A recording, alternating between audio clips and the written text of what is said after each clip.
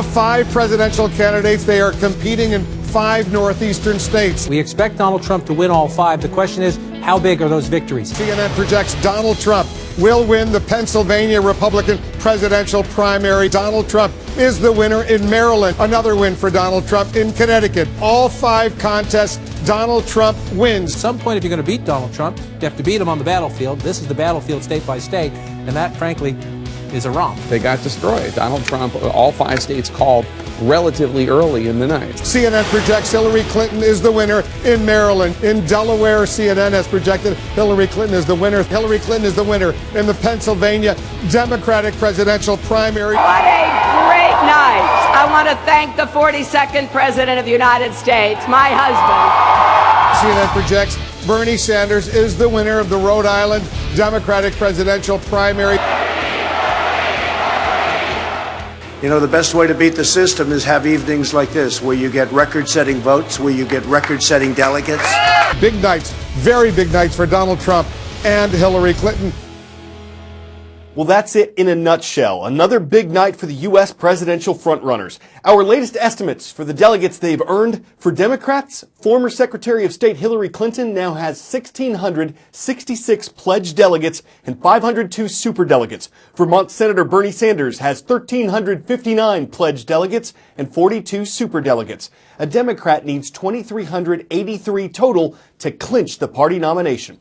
For Republicans, businessman Donald Trump now has 991 pledged delegates. Texas Senator Ted Cruz has 567 pledged delegates and 1 unpledged delegate. Ohio Governor John Kasich has 154 pledged delegates.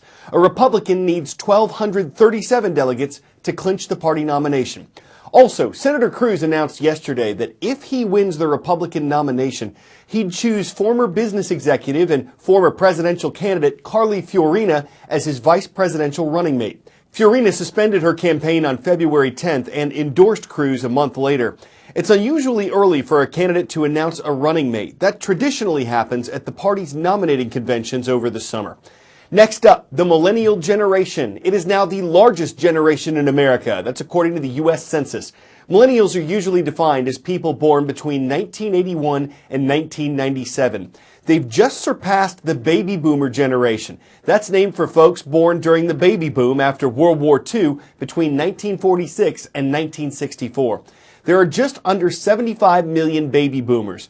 But partly because some of them are passing away, and partly because many of the immigrants to the U.S. are from the millennial generation, the sheer number of millennials now exceeds that of boomers, and it's probably not going to slow down. Millennial numbers aren't expected to peak until the year 2036, when they exceed 80 million people. So how many are there now, and what could this mean for the U.S. economically speaking?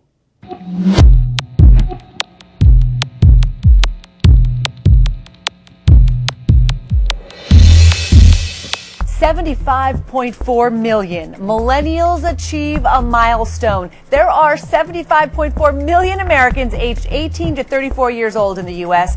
Pew Research finds millennials have now overtaken baby boomers as the largest living population. Baby boomers, that cohort that defined our relationship with money today. How we earn it and how we spend it, how we make it and how we borrow it. Now those boomers are retiring. They're spending less, they're dipping into retirement, and millennials pick up the mantle.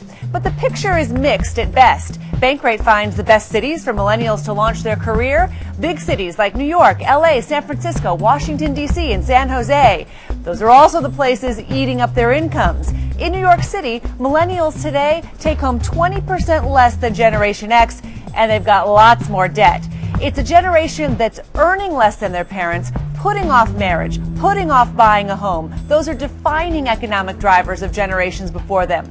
So will the selfie generation redefine our relationship with money for the next 50 years? The mumps virus is spreading so fast at Harvard University that officials are saying it could affect the school's commencement ceremony on May 26th. At least 40 people there have come down with mumps over the past 2 months. The local health department says all of the students who'd gotten it had been vaccinated against it, so officials want students to take it more seriously to try to prevent its spread. It's not usually very dangerous, and patients have been isolated, but because it's spread like a cold, most of the recent outbreaks in the U.S. have been at high schools and colleges where people share desks, classrooms, and study spaces. Mumps is an infection that's caused by the mumps virus, even if somebody is not sick at all. And about a third of people who get the mumps infection won't have any symptoms, but they're still carrying the virus, and they can still potentially spread it to other people.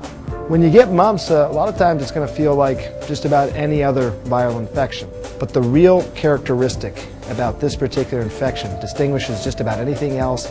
Doctors know this the moment someone walks in is right here. It's these parotid glands. It's what makes you look like a chipmunk.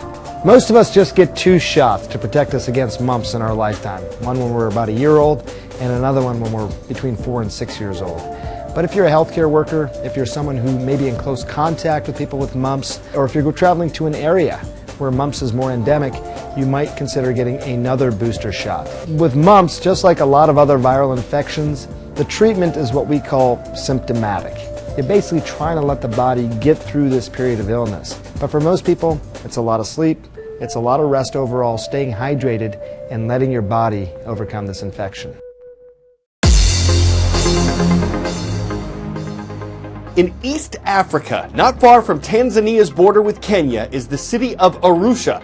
And it's from there that we heard from St. Constantine's International School. Great to have you on our roll call for the first time.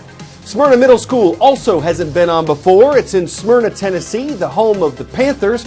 And from Kill Devil Hills, North Carolina, first time we've been there as well, please welcome the Seahawks of First Flight Middle School. Earlier this month, a group of about 15 people reportedly got stuck in an elevator in Chicago's Willis Tower.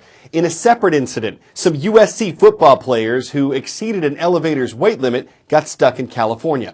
What the two groups had in common, besides the elevators, are the safety measures that helped them all get out okay. They can thank a man named Otis. Drop a working stiff from the 19th century in modern-day New York. What's the first thing he might notice? Height. In the last century, cities across the world have gotten taller. Much, much taller.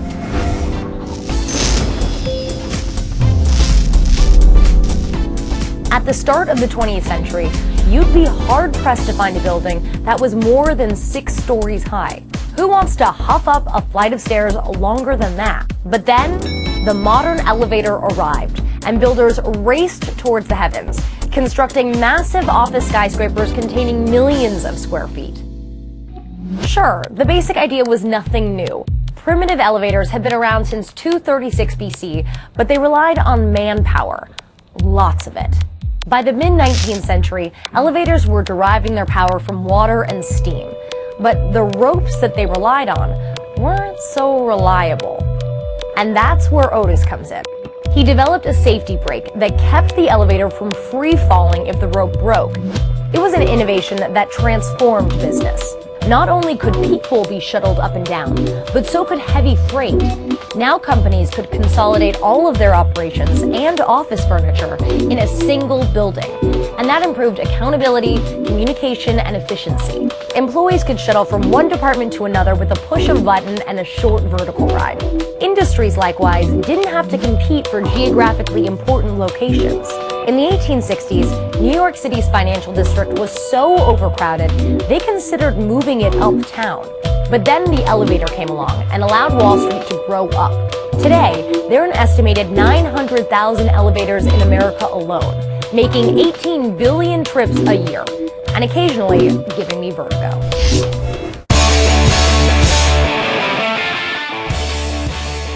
There are hundreds of tricks that skateboarders have come up with in the decades that the sport has been around. Here's one that's less expected.